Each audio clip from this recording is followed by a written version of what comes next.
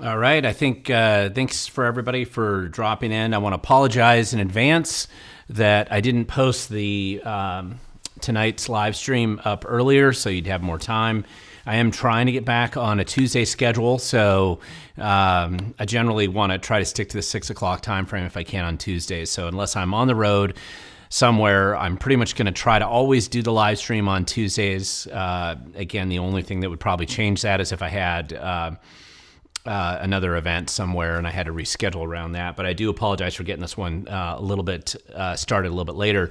For those of you who don't know me and you're logging in for the first time, I guess, my name's Glen Morgan. This is We the Governed. It is our live stream. Ask Me Anything. Tuesday, November 18th, live stream event. And if you're watching this video and it's not Tuesday, then it means that this already happened and you're not going to be able to ask me any questions live, but you can go ahead and ask me questions down below in the comment section. I do try to get back to anybody's questions, even if they ask me later on. It just won't be instantaneous as an Ask Me Anything live stream typically is. For those of you who, just as a quick reminder, and I put this kind of down in the comment section, either it's down below or it's to the side, depending on what type of device you're watching the live stream on right now. And if you use @WeTheGoverned, it just makes it a little bit easier for me to spot the questions. And I'll show you here, actually, what that looks like from my perspective. And you can see that this is the way I see the questions there, and it's a lot easier if you do @WeTheGoverned. You can see a couple people have already jumped on and asked some questions, and those will be the first two questions that I get to as we go through the program for this evening. It is Tuesday, and tomorrow, if you happen to be living anywhere near Soton County and you want to join me on a DOGE Washington training class, I will be doing one with I believe it's the Soton County Republicans that are hosting it, and I just want to tell you where the location is. It's at the Hells Canyon Resort Marina at probably 6 tomorrow is going to be where it starts. But you can go there a little bit earlier and get registered and get set up. And that'll be my basic DOGE Washington training class. So if you live kind of in the southeast corner of Washington and you're near the border of Idaho and Oregon down there in that area, feel free to come on by. Look forward to seeing you there. It sounds like we'll have a good group of people out there. I like doing these all over Washington State, and I haven't done one down in Soton County yet, so this will be my first one in that area.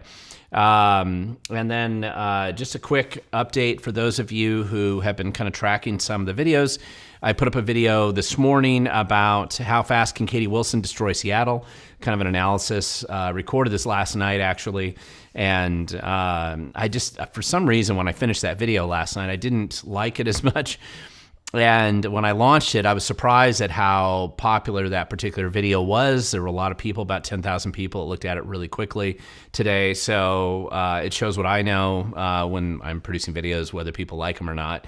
I actually felt like it was 5 minutes too long, and I was annoyed at myself for letting it get longer than it should have been. And but nevertheless, that's where it is. So we'll probably have another live stream next week, even though it is going to be Thanksgiving on Thursday. I do plan on doing a live stream that Tuesday, so that'll be my next one before the holidays. Hopefully you're getting a chance to see family and friends and neighbors and acquaintances and people who you both agree and disagree with politically. And, always be kind and realize that some people really get caught up in the political side of things. And it's never a good idea to get into big family arguments during the holidays. But, it's always interesting to know what people are thinking. I always think, as much as I talk politics and do a lot of stuff out there in the public all the time, I don't like to argue with family members about it when we have holidays around, just because it's although a good percentage of my family would probably agree with me, but not all of them. And so I always think it's better to talk about family stuff and the other things that unite you in moments like that. That being said, I wouldn't want to be living in Seattle under the Wilson administration. But people who have been living in Seattle for a while, you're used to seeing things go into steep decay. The point of the video that I put out this morning, one of the things I wanted to mention is that typically, I think that there's a tendency for people to overreact a little bit when it comes to elections. And one thing is, it never really ends up being as great as you think it is, and it's never going to end up being as bad as you think it is. Usually it falls out somewhere in between. That being said, there's no doubt that when socialists take over, everything gets worse. But sometimes it just takes a while for them to get going. I kind of would anticipate, I mean, honestly, I kind of expect that it's going to take her about a year to really get up ahead of steam and roll forward with whatever, some of the more kind of lunatic sort of ideas that she probably has. And I mentioned in the video the various things that sort of stand in her way of being able to implement her socialist dreams and utopian schemes.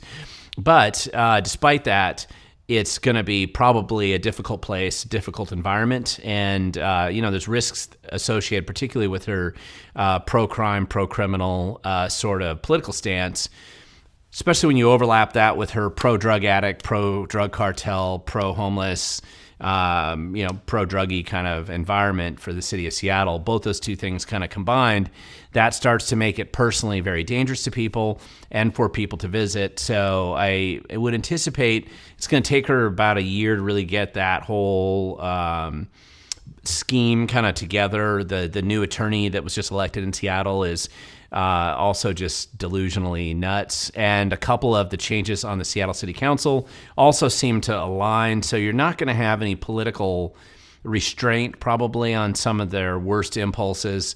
And since Katie Wilson has really never held a real job and she has no idea what the real world holds, probably can't define what a woman is. And my guess is that her pronouns are confusing.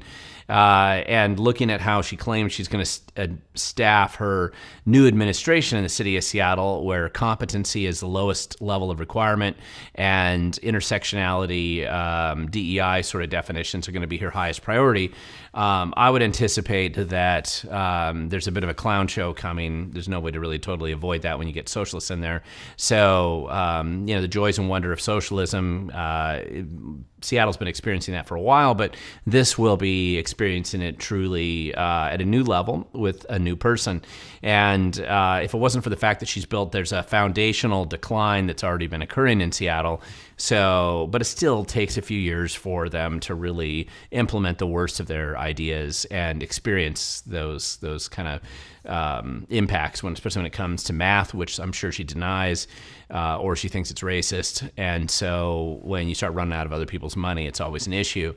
The delusional approach that she took to, and I didn't really address this, but like the grocery stores saying that we're not going to allow grocery stores to shut down. I'm not totally sure how she thinks she can bring back slavery and force people to work in stores after when there's nobody to pay them. But socialism sometimes does tend to go hand in hand with some variation of slavery. So we'll see what the Democrats have to offer in Seattle. It's going to be tough for some of the people who live up there, and I think that video, I address it fairly well. So listen, let's just jump right in here. A number of questions have already been asked, and I want to get to these in order in which they come. If for some reason you think I've skipped your question, I have not purposely skipped your question. Just what happens is that there tends to get a lot of questions here, and I start losing the ability to track where I'm at. I try to follow along with these, but initially there's not that many questions, and then pretty soon inevitably every time there's a lot more of them going on. So let's just jump right in. The first question I have, and again, I'm going to remind you, this is actually what I'm looking at. So that you can kind of just tell. So this is what I'm seeing on my screen down here. And the first question there is from NinjaBot, and let's just jump into it. NinjaBot asks, I've heard about J.D. Vance pushing for election integrity. Is it possible to accomplish it before midterms? If so, would it be enough to undo most of the damage done in one election cycle? So there are two questions in that question, and I'll attempt to answer them in the order in which you've brought them up. Yes, it is possible to accomplish election integrity improvements, certainly before the midterms. You'd probably have to have these mostly done by summer is what I would expect. But you're really looking at three different issues that are intertwined a little bit in Washington State. And you can extract each one of those issues from each other. And if you address just one of them, there's a positive impact. If you can address all of them, it's a good thing. But there's a couple different issues. Number one is the integrity of the voter rolls, which is a screwed up mess in Washington State, as I've documented and gone over many, many times in the past. And the Secretary of State has almost microscopic, if any, interest at all in ever keeping any kind of moderate control or accurate level of management with the voter rolls. And that's recognized by the Department of Justice requests for those voter rolls a few months ago, which Secretary of State Hobbs, of course, refused to cooperate with.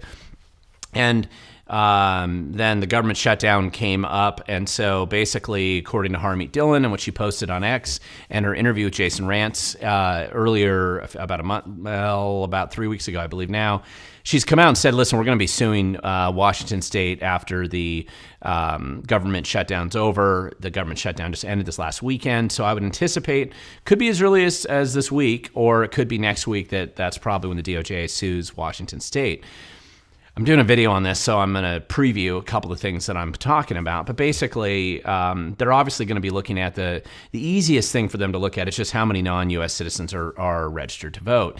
And that's certainly information that the Secretary of State wants to conceal, as do the Democrats and the Department of Licensing, who's probably registered the majority of the illegals and non-U.S. citizens to vote. And so that's an easy thing for the feds to look at once they have social numbers or Washington State IDs, which are the two columns in the voter rolls, of course, that the Secretary of State wants to conceal.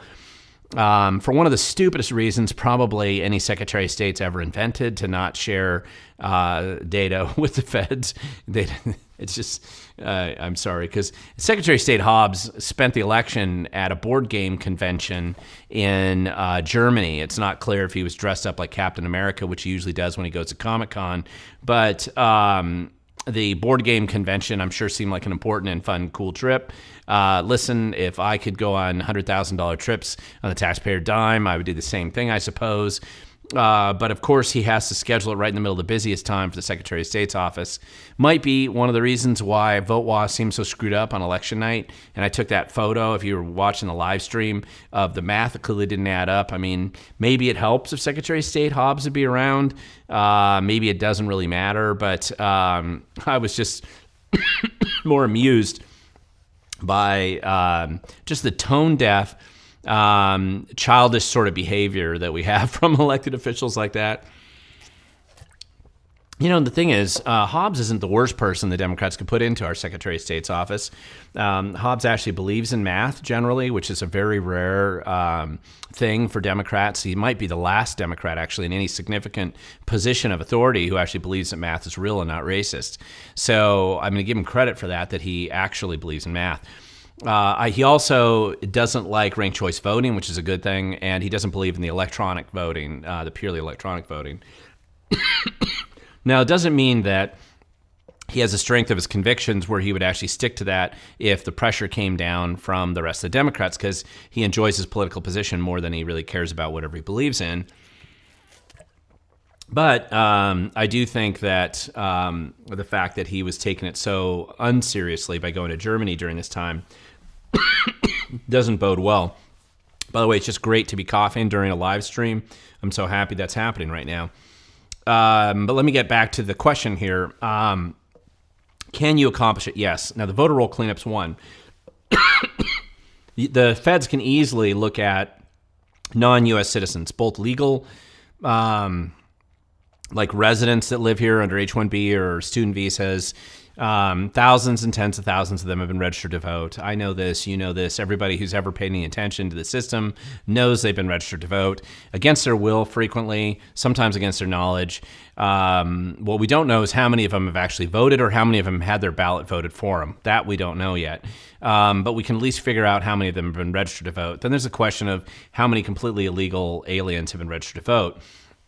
If they use some kind of ID, it's most likely that they would have used either somebody else's social security number or something like that. So it may be a little bit harder for the feds to totally extract the illegals that are registered to vote. But either way, whichever category you happen to fall in, there's just going to be a lot of non-U.S. citizens that are registered to vote in Washington State. I don't know what that number is. None of us really do. I tried to get this back during the first Trump administration, and I'm going to point out that they were unwilling to cooperate and release that data back then. This would have been 2019. So at least we could have figured out the legal non-U.S. citizens that were here, how many of them were registered to vote. We couldn't even get that information back there from them. Different situation right now in the second administration, so the second Trump administration. So I think that now they care about it. So we'll find out. So how many of them are registered to vote that are not U.S. citizens? There'll be a lot.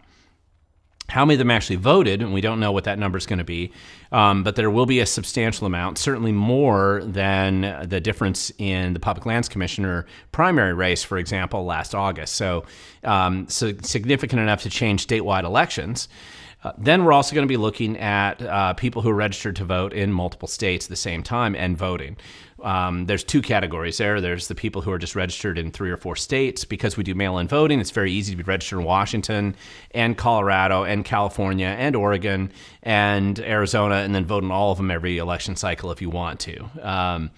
All these states have egregiously incompetent and totally dishonest people who run their elections, and so it's very easy to have multiple people registered to vote. And a couple of years ago, I was involved in doing a cross-reference data analysis with registered voters in California and Oregon, and we found, even with all the restrictions they put on us and the difficulty and the roadblocks and the threats, we still easily found a couple hundred, 250 plus people that were clearly both registered to vote in both states and voting in both states at the same time.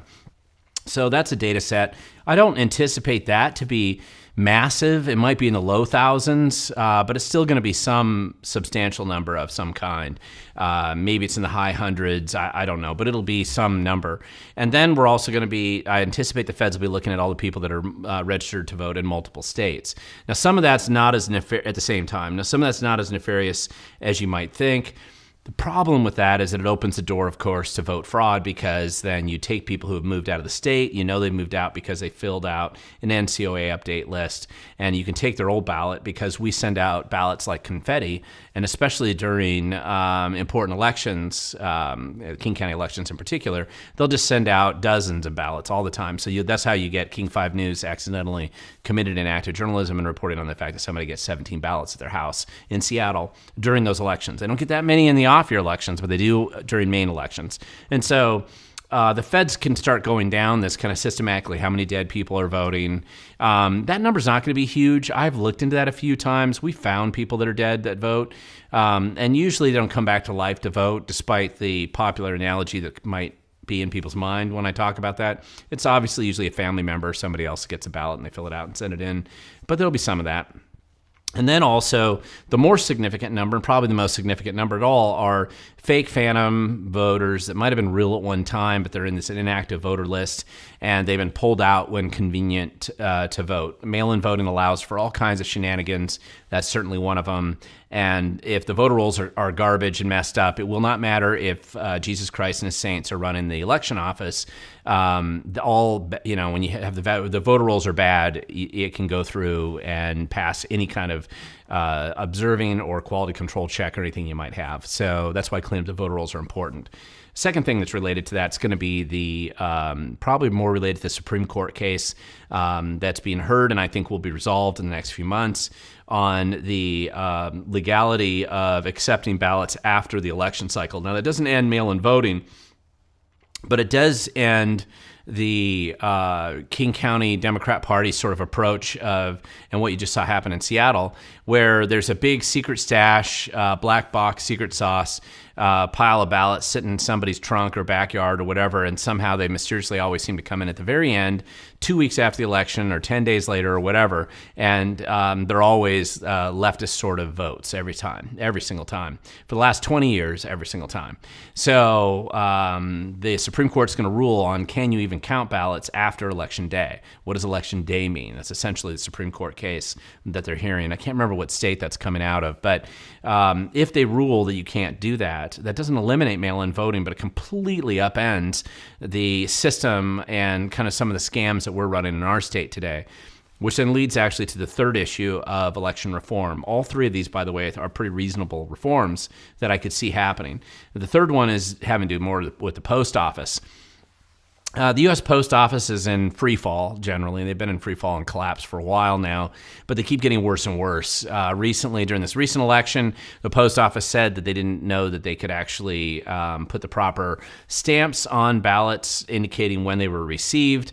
And part of this is having to do with the reorganization that's been going on for about a decade, where the distribution centers are being regionalized and focused in these larger distribution centers for more efficient mail distribution.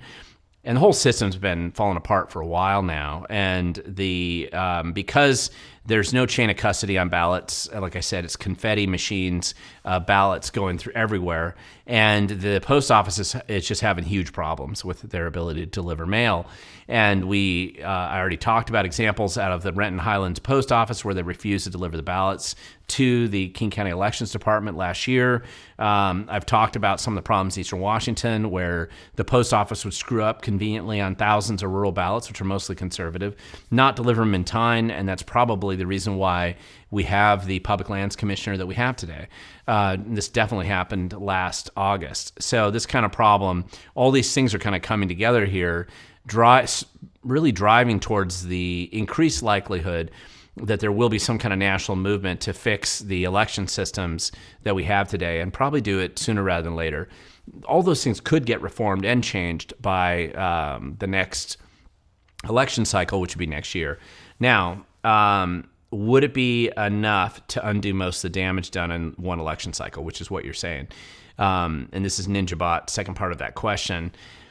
And remember, even if it's some kind of utopian situation where suddenly you're voting with ID, it's real people, they actually exist, it's an election holiday, so everybody gets to go down and vote. You're voting at the local high schools where everybody has one close enough to them that they can get there and they usually know where it is because it's a holiday, kids aren't there, so you can have the full election that day, and you actually can rise to the level of a third world country and actually be able to count your ballots in one day and determine the winner in one day.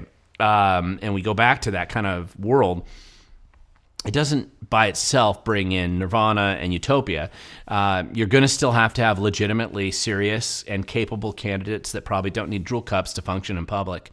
And the Republicans will have to actually take elections seriously with people who are not just there to promote their own ego, but they actually want to get in there and fix what's frankly a big mess in many places. So that takes, I think, 2 to 3 election cycles before you really can get that up and running. Now, listen, it's a big deal to get enough in that you can stop crazy from happening, but you also have to turn it around and actually fix what's been broken. That takes a little bit longer. Could you do that by this election cycle? Sure, next year in the midterms. Would that make a huge difference in Washington? It might in a couple of congressional races. It absolutely would in the legislative control of the state legislature, again, with the caveat that the Republicans would have to do a decent job finding people that are serious candidates to run for office. But even once they're in there, then it just takes a little while. Now, you'd probably see some things change pretty quickly. Not as quickly as you would if you saw a Republican governor elected in 2028. Now, if that happened, that's a massive sea change for the state. In fact, that's so significant that it may be very difficult for most people to even understand the significance if you had a Republican governor that was elected.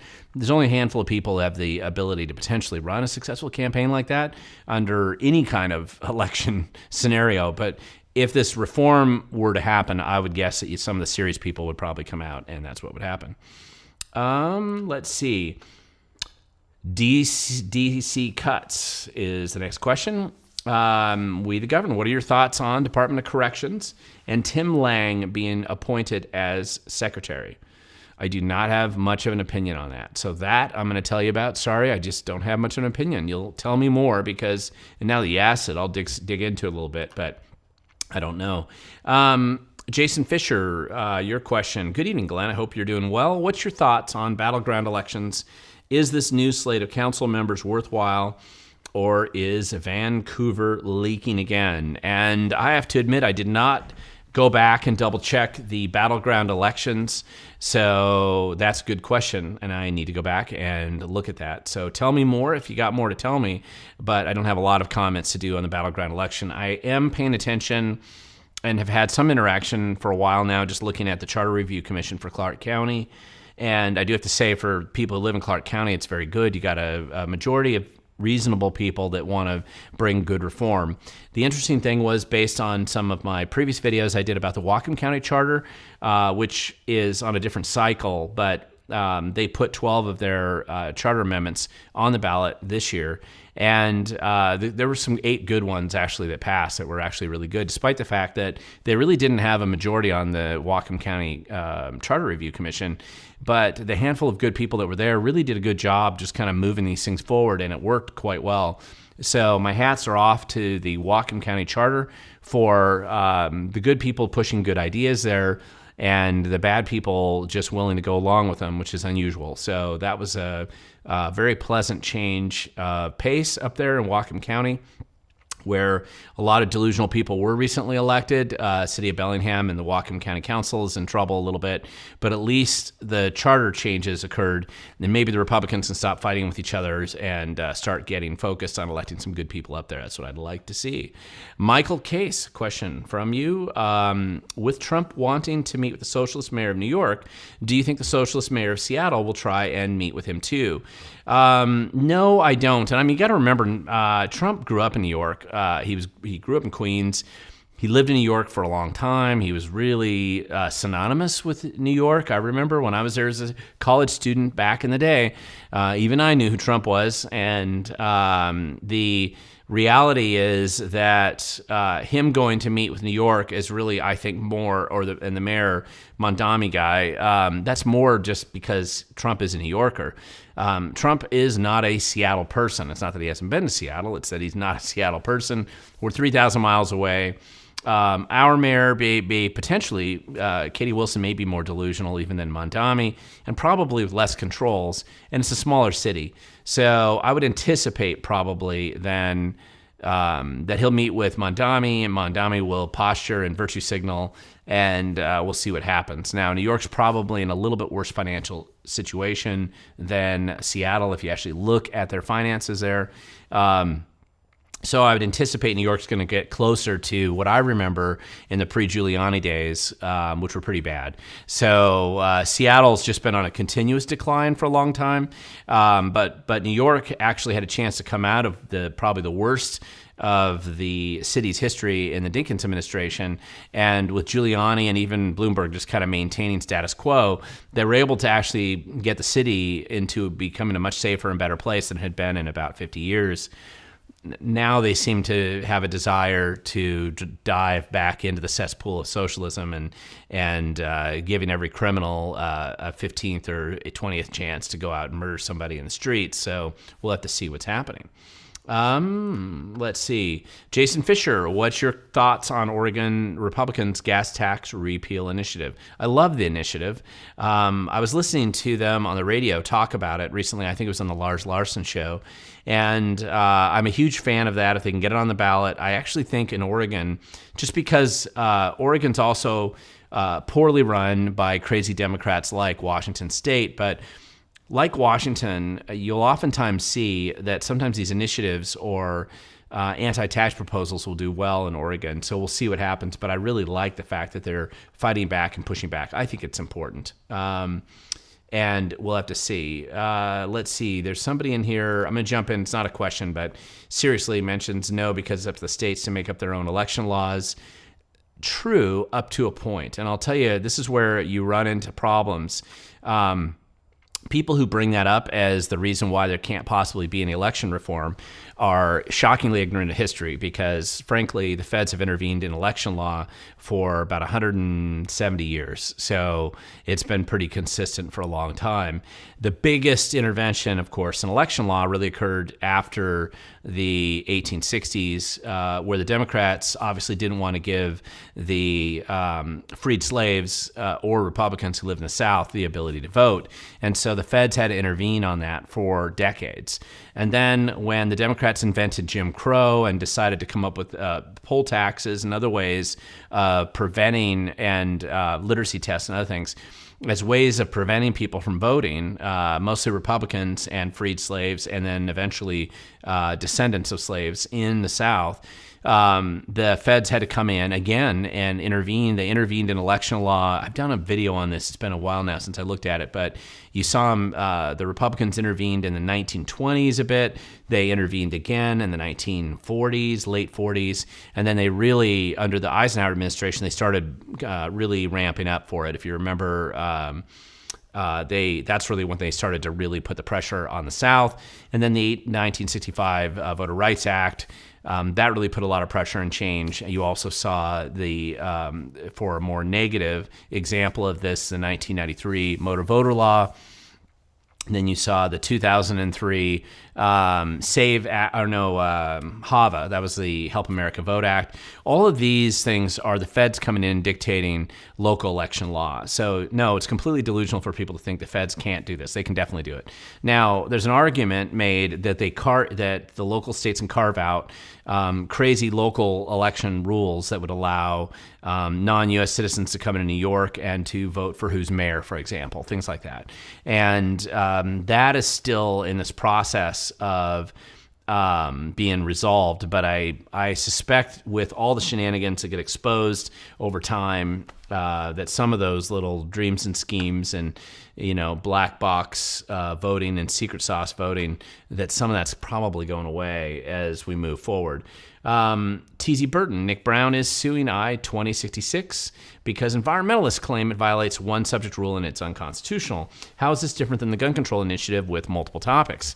Great question. I-2066, for people who don't know what we're talking about here, is the initiative that had to do with giving people more of an ability to use natural gas in their homes so it was really just a freedom initiative saying, listen, we want to have the ability to have natural gas in our homes. We don't want to have that be restricted or prevented by Democrats or, gangrene in the government staff infection, whatever it is. We just don't want that to happen. Right. So, it passed. It was an initiative, one of the Let's Go Washington initiative. That was an initiative to the people. It passed. And of course, the Democrats are going to sue because the special interests that own them really mandates that they have to litigate on this kind of stuff. The last thing they want you to do is have choice. And so they've been fighting over it. Now, the single subject rule is usually a common argument used against initiatives. And it's interesting because in theory for the state legislature, there's a single subject rule that applies to them when they pass legislation. And the Supreme Court, Washington State Supreme Court, has basically invented two different concepts of single subject rule.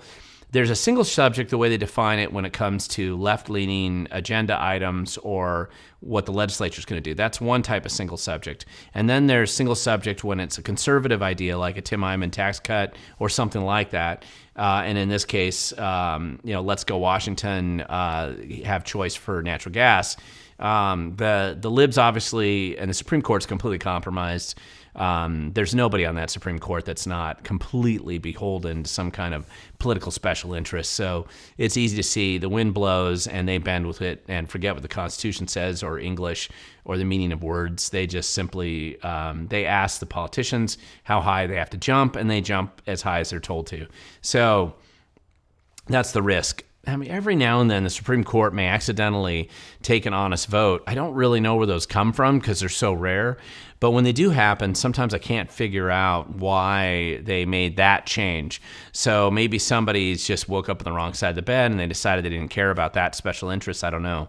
We'll see. But it's a tough fight because you're not treated the same. There's definitely two sets of rules, and there's two sets of laws in Washington, one for left-leaning sort of folk and then the other one for the rest of us. And it probably doesn't take a genius to figure out which side of that you'd want to be on in most of these cases. T.Z. Burton, I saw Perez, and I'm assuming you mean the Congresswoman, in Washington 3, which is the 3rd Congressional District, which is where I live. I'm in the very top end of that district. She's fighting with Democrats, and that's true. She is. Is there a chance an actual Democrat can lose a race against in Washington? I saw Republicans lost Newcastle. Yeah, I mean, Republicans had some control in Newcastle, which is where I grew up originally. That's where our old farm was before it was a city of Newcastle back then. But my dad did help found that city, and he was on the city council for a number of years. The Newcastle's kind of gone back and forth. The left-leaning people in Newcastle like to take money and increase taxes and waste it, which is pretty normal everywhere they go. But you also had a really strong group of people in Newcastle who were pushing back against that and holding down some of the costs of government and putting some constraints successfully on how much money was wasted up there. I did a couple videos on this over the years, and it's sad when the Republicans, at least the good government sort of Republicans like that, lose a majority. But I've seen this switch back and forth 5 or 6 times now in Newcastle, and I'm confident with the quality of activists that live up there, they're going to be able to push back on it eventually too. One of the advantages they do have up there is that Newcastle does happen to have some people that believe math is real and they don't believe it's racist. And so because they can communicate the math of the corruption to the community in a pretty effective way, despite all the apartment complexes that have been built there lately, a lot of times that'll sway the election. But the Republicans still have to run a decent campaign. They don't always do that. But if they have good people there and they run a good campaign, they can make a difference. Going back to the congressional fight, some people may not be aware of this, but Glusenkamp Perez, who's the Democrat congresswoman in the 3rd Congressional District, which is southwest Washington, basically, Columbia River up to Thurston County, Pacific Ocean back into Skamania. So kind of that southwest block. It is a Republican district generally, but she's been able to be elected because Republicans are really good at defeating themselves and fighting against themselves and destroying themselves. That's one of the superpowers that Republicans have. And so they've lost twice when they really should have won this district. Interestingly enough, I mean, she's not certainly her political team around her, they're aware, and they're not complete idiots. They know that the district is actually more conservative. And so she's done a lot of outreach in the community, quite a bit, and highly effective outreach. I wish Republicans would pay attention to this because that community level of outreach that you're working on the ground does add up over time, and it will make it much more challenging for Republicans to remove her than they probably think based on surveys of the district. However, this is an interesting thing, and she was the Democrat who proposed in Congress to sanction another Democrat that pulled kind of a fast one to get his a staffer in to replace him. He was going to step down, but he waited till it was too late for somebody to file a new seat. For anybody to even know that the seat was going to be open, and then quickly got his administrative assistant, some kind, got that person in. It was kind of a scam. She called him out on it, which is good for her. And there were 20 some odd Democrats that joined her on that, even though the Democrat leadership in D.C. didn't want them to do that. And so that became like this fight in a district that's frankly fairly safe for Democrats anyway. But of course, the Democrat leadership's angry at Glusenkamp Perez and these other Democrats. So there's a bit of a civil war going on inside the Democrat Party. The difference is they can usually, what I've seen with Democrats is they'll let bygones be bygones and join forces and sing Kumbaya down the road. It's only Republicans that are stupid enough to go so self-destructive and self-immolating that they, when their factions appear, they'll just never come back together, and they hold grudges for life. And so the Democrats know that. It's one of the things they count on that Republicans do all the time. And so it becomes really challenging if you're going to try to run somebody against them. Now, I know that John Braun is the state senator from the 20th Ledge District, so not to be confused, that's a state legislative district, and he is going to be running, I believe, for the 3rd Congressional District. He's at least announced it, and he's a credible candidate running for that position because he has a lot of backing, probably back in D.C. He's going to have a lot of backing in the established Republican Party in the state, and it's possible that the Republicans won't try to fight each other on this one, and they may get behind him. In that case, she's got a real race on her hands. If the Republicans decide they're going to fight each other over it, then they'll probably hand Glusenkamp Perez another term in Congress. But it is definitely an epicenter sort of battle in control of Congress back in D.C., and who would think it? It's Southwest Washington is going to be right in the middle of this. When midterm elections that are coming up, we're going to see just a massive influx of campaigning and cash going into the 3rd Congressional District, and that's going to be a huge fight. So anyway, we'll see what happens there. Next question here. This is from Jason Fisher. How much of the Seattle mayor's agenda will get passed, and will Ferguson cave like the New York governor? That's a good question, and I don't know that Ferguson's necessarily has to cave to Seattle. I think that they're fairly close to the same page. I mean, what Ferguson's tendency is that he doesn't want to have an open fight with anybody who's nominally on the left-wing side of the political spectrum. He's too far away from the governor's race in 2028 for him to get any political points by pretending to be bipartisan or independent. He doesn't care. He doesn't want to be seen in that way anyway. Nobody would believe him because lying just comes so easily to Ferguson. So I think that the only pressure that he'll get is from the left, and the secondary element to that pressure is also going to be from the fact that he's run out of money. So the state doesn't have enough money to fund the dreams and schemes they've already kind of concocted, let alone any new kind of agenda items. And I did do a video about that last week about what June Robinson, who's the lead Democrat on the state Senate side of Ways and Means, and essentially setting the budget up there, she's indicating that it should be very clear that there's no more money left. They just don't have the money. They thought they got a $9 billion tax increase to make it like Christmas forever. But as of the last budget report, it was $500 million less in tax revenue that they were anticipating. Just before, I would expect in December, Governor Ferguson will come out with whatever his dreamy budget proposal is for next year. And unless he decides to dip into the rainy day fund and just keep things the way they are, which he might, that's certainly probably the lowest short-term cost choice he can make. They just don't have the money. And so Seattle needs money to be bailed out. They don't even have enough money. They don't have enough money in Seattle to actually fund, obviously, dreams and schemes of Katie Wilson. I mean, she's delusional, and probably math is a mystery to her anyway, but somebody around her will eventually, you got to find somebody in that Seattle administration who believes math is real and not racist. And they're going to probably have to sit down and read maybe she needs to go back and get a primer on math and how it all works. But there's just not going to be the money. You're not going to be able to force people to do slave labor in grocery stores anymore than you're going to be able to convince people to get off drugs just because you say so.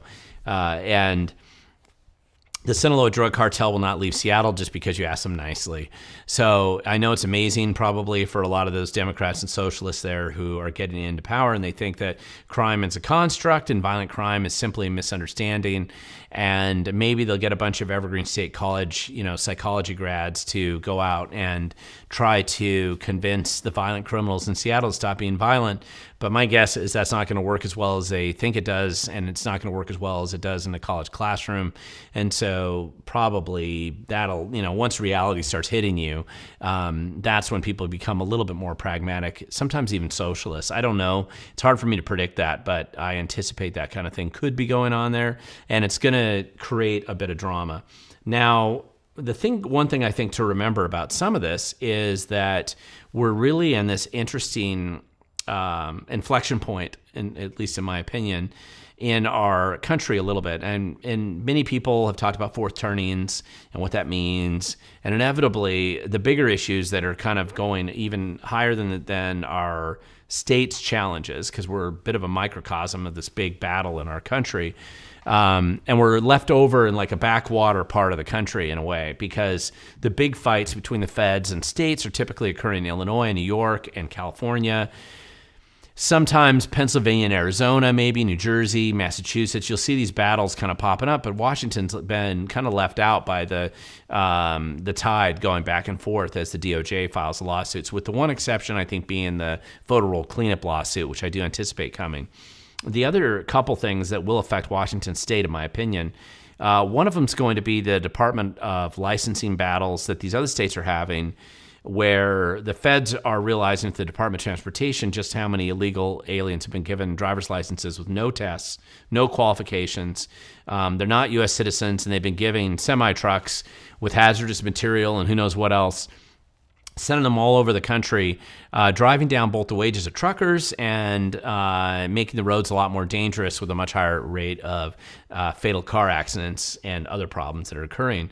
And because of some high-profile accidents that have occurred lately, the Fed stepped in and found, 17,000 CDLs that have been issued that were clearly issued to non-U.S. citizens, illegals. And now there was one judge. The Dems were able to find one judge to keep the violent, illegal criminals on the road with semi-trucks, but I don't know that that's going to stay. It looks to me like it's pretty clear that the feds can regulate commercial interstate driver's licenses to make them standard across the board. And one of the things they're not going to be doing is certainly not in this current administration, to make it a lot easier for illegals to get those commercial driver's licenses to go out and kill more people. So I don't anticipate that that's going to go the way that the Democrats want it to go. And it's weird and strange to me that they want it to go that way, but nevertheless, that does seem to be the case. So now the next big question is, where will that finally fall out? But I think it's going to affect Washington, because we know we had documented with the Oregonian that at least roughly 1,000 CDLs at a bare minimum were bribed. The driving test was bribed, and many of those weren't U.S. citizens. And that was the Skagit County inspector, trainer guy, who basically was just signing off on people whether they showed up or not, for $520 to $535 each. And the very half-ass sort of audit that occurred clearly showed that most of these people shouldn't be on the road. Most of them, when they brought them back in to get them tested, they couldn't pass the test at all. So a lot of these semi-truck drivers are completely unqualified. They're illegal. They shouldn't be out there driving. And again, that artificially depresses prices of salary, of course, of truck drivers. And so as they, I'm assuming, get eventually on top of some of this stuff and remove a bunch of non-U.S. citizens that are driving, even like the Canadian that decided to hit that overpass up on I-90 and wipe it out, or the unreported, and we still don't know for sure, but probably illegal, that hit the White River Bridge as well. I mean, those are the kind of things that, and damaged it enough that it was shut down for months. Those are the kind of stories I suspect that it'll come back to Washington. Again, the big problem there still goes back to the Department of Licensing. Washington State's Department of Licensing is just corrupt to its core. There's no pretense that anybody at a senior level of administration of that agency is even remotely attached to reality. It's one of the reasons why Washington State is a great state to have fake ID from. There's no controls. It's run like a criminal enterprise. They register people to vote all the time who shouldn't be. They're handing out commercial driver's licenses like candy to whoever happens to show up. They'll put the regular person through a much more strict regimen, but then they'll just hand them out everywhere. I think that whole garbage sort of operation here, as it gets exposed, it also comes back to the election reform issues that I was talking about earlier, because since 1993, that agency's been registering almost everybody to vote in Washington. And if we can't trust anything that they've done and their IDs are fake, or they've been handing them out like candy to illegals, then I just think that results in a pretty big change in and another reason for the feds to step in and clean up our just election systems by itself. The other thing is the EBT card scandal. Federally, now the 29 states, I believe, that decided to cooperate with the feds and look at their databases and see what's the problem with how they're handing out EBT cards. Some of this, by the way, does kind of spin out of a DOGE effort to try to clean up some of the fraud that is just pervasive and at all levels of federal government. And that's when they found, I believe it was about 700,000 fake accounts that were mostly people double dipping, and then the 200,000 non-U.S. citizens, and then 5,000 dead people, all kinds of numbers. And these are from the states that actually make some sort of an effort to try to clean up their voter rolls or EBT card and different programs. Like, they actually make some effort to clean up the fraud. Now, the 21 states that refuse to cooperate, they don't even pretend to care about fraud or to make any effort to stop it. So that includes Washington and California and Illinois and New York, of course, and a lot of Massachusetts, the usual suspects. When they get to these states, and our state is one of them, and really come in there and clean it up, there's no way there's not going to be a removal of 150, maybe 200,000 people off of the EBT rolls in Washington State because they're not U.S. citizens. They flat out don't exist. They're just fraudulent accounts that have been set up to drain the tax dollars. Whatever happens, that has an impact in our state. Now, one of the side benefits, beyond the fact that you save taxes, but I won't say this is a benefit. It'll be a benefit to the feds, not to our state, not to the state government. But theoretically, the history has been, and the policies have typically been, that when they find fraud, whether that's at DSHS Medicare, DSHS administered SNAP, EBT programs, any of these federally administered programs, when fraud is uncovered, whatever the value of that fraud is, the feds cut the amount of money they give to the state equally to the fraud that they've uncovered and exposed. And this is the bad thing about this, is that it totally acts as a disincentive for the state to actually uncover fraud and expose it. And so because it's such a disincentive, there's no desire of anybody in the state of Washington to actually try to clean up their fraud. And so when they find all this money's been stolen or taken away, then that's going to cut how much money is coming into the state. And it does create a bit of a cycle, especially when you remove that volume. It could be that Washington State DSHS could, if they're going to try to maintain those benefits illegally, the cost impact to the state greatly exceeds what the rainy day fund could ever cover. And for what reason? It's even Bob Ferguson might realize that that's a hard sell to even his supporters. So we'll see. But I mean, these things are coming together and they're making an impact, in my opinion, on our state. Jason Fisher, you have a question here. How much the Seattle mayor's... Oh, no, sorry, wrong one. Let me go to the next one. It's another one from Jason. Will the new Seattle mayor dismantle the police department, or will she continue with what the current mayor is doing? Good question. My projection is that she won't immediately dismantle it day one. She's going to go in. They'll have some feel-good work session. She'll get some photos with police officers standing behind her, and then she'll just let the police department fall apart and then blame everything on the police. Probably find a couple scapegoats along the way, tell everybody that these violent criminals have just been misunderstood. And by the way, it's all Donald Trump's fault. That's probably what she'll do. That kind of fits the pattern of her past speeches and behavior. Whether that's exactly how she implements it or not, I could be off, but I don't think I'll be off by much. The delusional Seattle attorney, which is going to be a bigger problem, who replaced Ann Davidson, who was a Republican, actually got elected in Seattle, which very much surprised the left. That's really why the left focused on this race. And Ann Davidson, unfortunately, thought that somehow she had one of the stupidest consultants in the state of Washington, a Republican consultant, I can't remember the name now, who basically told her that triangulating and blaming Trump for everything was going to save her political future. And of course it didn't. But it did make sure she has no more friends of any stripe, of any kind. She at least was trying to go after some criminals in Seattle. And it was one of the reasons why her combination with Bruce Harrell's, who's an incompetent, buffoonish mayor, but by Seattle standards, he was better than Wilson. The two, Davidson and Bruce Harrell, were able to gradually fix some things. They did turn around the police department quite a bit. There was some effort to actually stop crime in Seattle. They did make some effort to not really shut down the homeless camps, but at least shove them indoors so that they're overdosing and dying without people being able to see them. And the Sinaloa drug cartel still gets their cut. And so now suddenly some of those policies will get reversed, but most likely on the margins. And they probably won't try to do too much before the elections in 2026. This would be my prediction. And then after that, that's when the face masks come off and you get to see the true ugliness behind the scenes, and that'll be the real impact. I really think this next year you won't see a huge difference in Seattle the first year. It'll be after this next set of elections, and probably if Bob Ferguson's having any kind of strategic meetings with Katie Wilson and she's not a complete loon, he's going to do some carrot and stick things, come in, get your feet underneath you, and the state will have some money to bribe you to stay sane and normal, so safe and sane for a little while, and let us get through this next election cycle, and then I'll let you go get your freak on, and you can trash Seattle to your heart's content.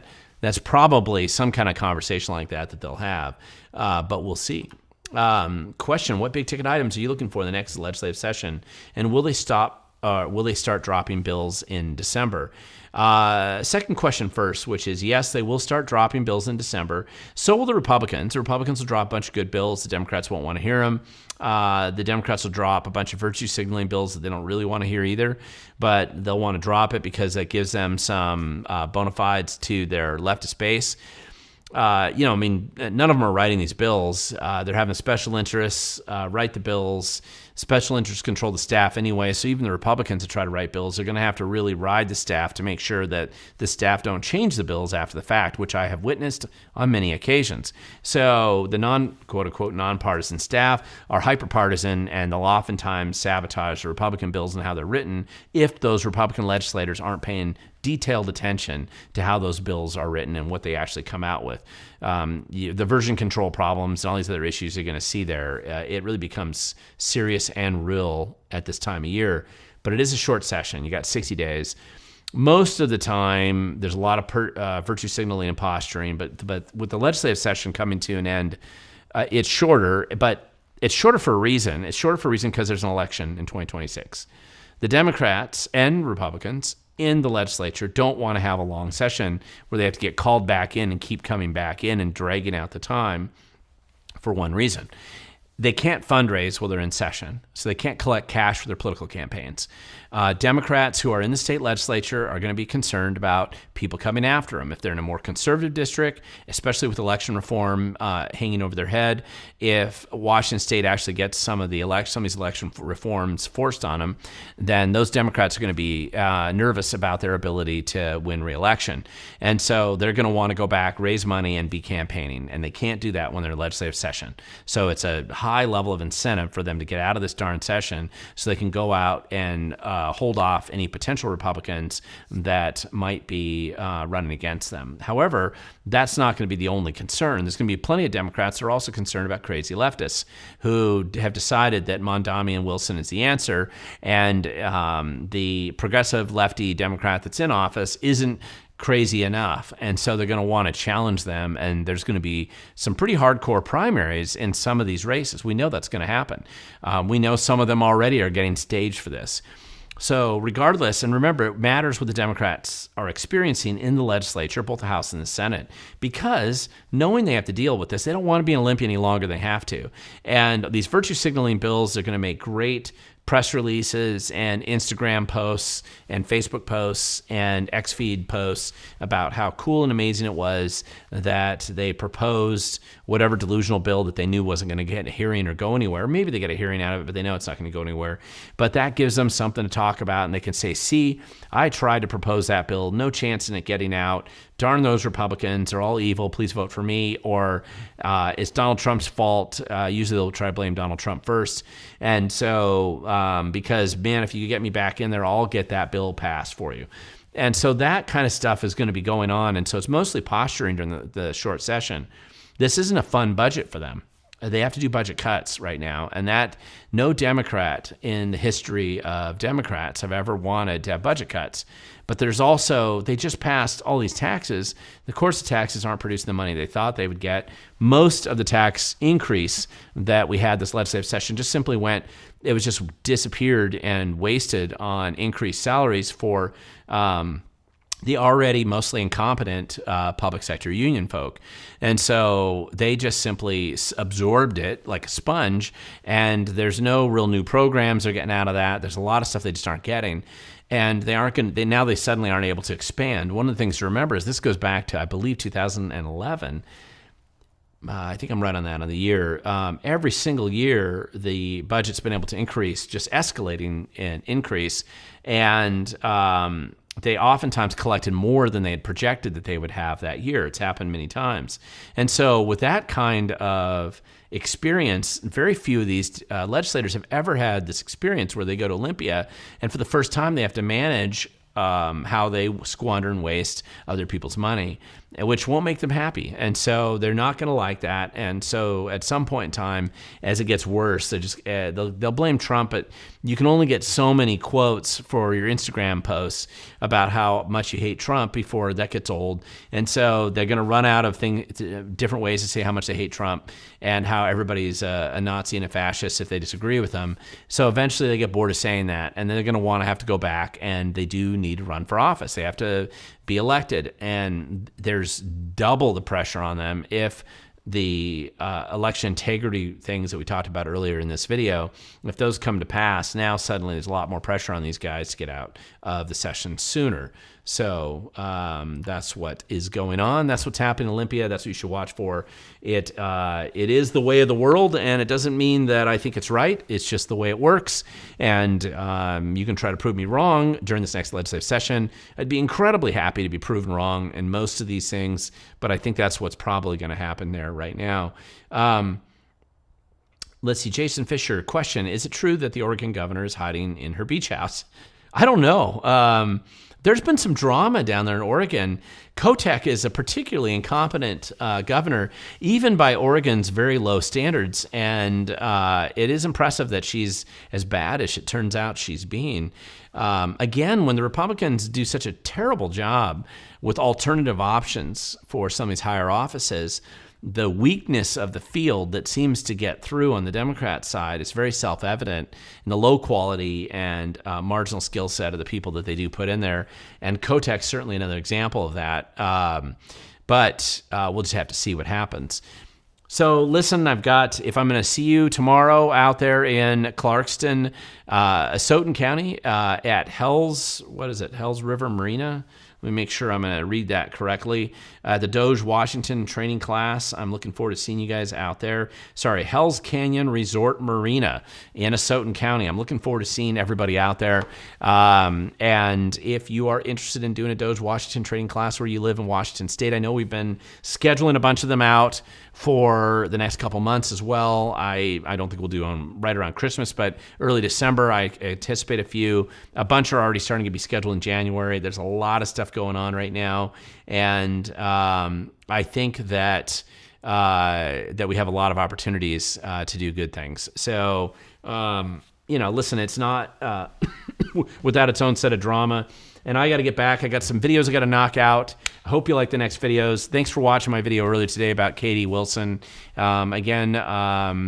Just letting you know that the world doesn't come crashing down tomorrow just because you elect a clown. It really takes a lot of work for them to totally destroy a city. So I think it'll take a little while for her too, but we'll see what happens. So with that, guys, thank you so much for watching. I'm looking forward to seeing you guys future classes next Tuesday, 6 o'clock. We'll see you at that live stream. Thanks for all the questions that were here, and we'll see you next time.